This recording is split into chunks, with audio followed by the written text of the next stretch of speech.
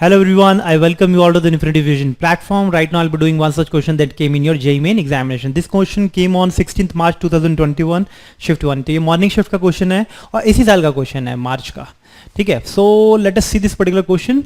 Okay, capacitance का question है ये. For changing the capacitance of a given parallel plate capacitor a dielectric material of dielectric constant के is used. ठीक है, तो जैसे ही हम अगर कोई पैरेलल प्लेट कैपेसिटर आप लेते हो जस्ट लाइक दिस, है ना, तो इसका सेपरेशन पैरेलल प्लेट्स का d है. ठीक है, तो इसका कैपेसिटेंस कितना होता है? Area of cross section is a. तो capacitance we already know it is equal to a epsilon not by d के बराबर होता है. ठीक है, so this is c not जो कि ऑलरेडी आपको गिवन है. ठीक है, विच हैज ओके. आप इसमें डायलेक्ट्रिक स्लैब अगर इसमें इंसर्ट करते हैं तो कैपेसिटेंस इंक्रीज कर जाता है, that we already know. Okay, so के एक मटेरियल है जिसका डायलेक्ट्रिक कांस्टेंट के है, उस वो आपको इसमें इंसर्ट करना है. So which has the same area as the plate of the capacitor. ठीक है, the thickness of the dielectric slab is 3/4 of D. तो 3/4 ऑफ डी है. ठीक है, where D is the separation between the plates of the capacitor. The new capacitance C dash in the terms of original capacitance C not is given by the following relationship. तो relationship आप easily find out कर सकते हैं. तो क्या करना है भाई, तो एक डायलेक्ट्रिक स्लैब डाला है जिसका क्या है जिसका लेंथ कितना है 3/4 ऑफ डी. तो इतना हिस्सा खाली बचा होगा, तो 1/4 हिस्सा जो डी का है वो क्या है, खाली है. तो ये आपने डायलेक्ट्रिक स्लैब इसको इंसर्ट कर दिया है.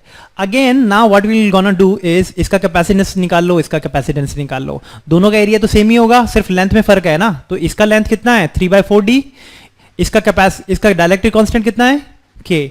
तो इसका अगर निकालना चाहें ये वाला जो है पैरेलल प्लेट कैपेसिटर, इसका कैपेसिटेंस कितना निकलेगा a epsilon not bye d/4, क्योंकि ये 1/4 है तो 4 ऊपर चला गया. So this would be the capacitance of this capacitor. इसका निकालते हैं जिसमें डायलेक्ट्रिक स्लैब ऑलरेडी गिवन है. So it would be equal to a epsilon not k, क्योंकि k is a dielectric constant of this particular medium. Okay, so a epsilon k by d. d is 3/4 of d. तो ये आ गया. so again इसको मैं ऐसे लिख लूं, a epsilon naught by d को a ले लेते हैं चलो. तो it would be equivalent to 4a. तो and this would be equivalent to 4/3 k into a. अगर इसको भी ये लिया a epsilon naught by d को आपने क्या लिया a, तो इसको भी a ले लेते हैं. ठीक है, so बाद में हम सारी वैल्यू पुट कर लेंगे. अब ये दोनों capacitor it will behave like a as if they are in series, है ना.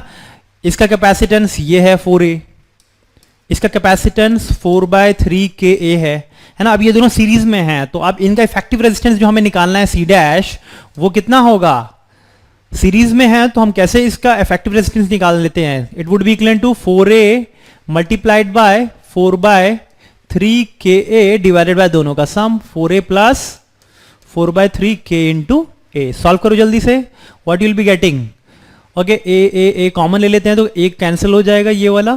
सो you will be getting 16 ka divided by this was 3, तो 4 3 is 12 plus 4k. This we are getting.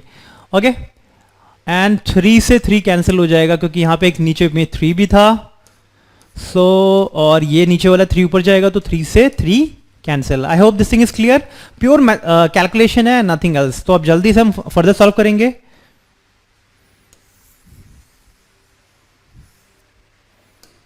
ठीक है, सो अब देखो इसको फर्दर सॉल्व किया, 3 से 3 cancel, you will be getting c dash, it comes out to be 16 ka divided by 12 plus 4k, है ना.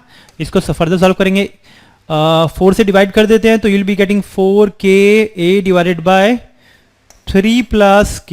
यही आएगा. 4 से डिवीजन कर दो.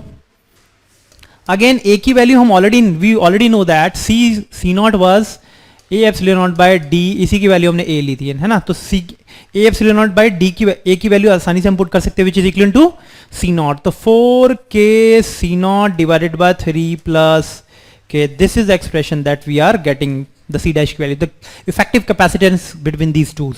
तो ऑप्शन देखो कौन सा आ रहा है, 4k epsilon naught divided by 4 plus 3 plus 4. So the correct option would be C, third one. I hope this thing is clear. So आपको बस करना क्या है कि अगर डायलेक्ट्रिक मीडियम इसमें डायलेक्ट्रिक कांस्टेंट कोई मीडियम का है जिस मीडियम का डायलेक्ट्रिक मीडियम का अगर आपको डायलेक्ट्रिक कांस्टेंट गिवन है तो उसका कैपेसिटेंस इंक्रीज कर देता है। एंड द सेम टाइम ठीक है, आपको दो सेपरेट कैपेसिटेंस की तरह इन दोनों को ट्रीट करना है एंड सेपरेट सबका कैपेसिटेंस निकाल के इफेक्टिव कैपेसिटेंस आप आसानी से निकाल सकते हैं। I hope this thing question is clear to everyone. Thank you.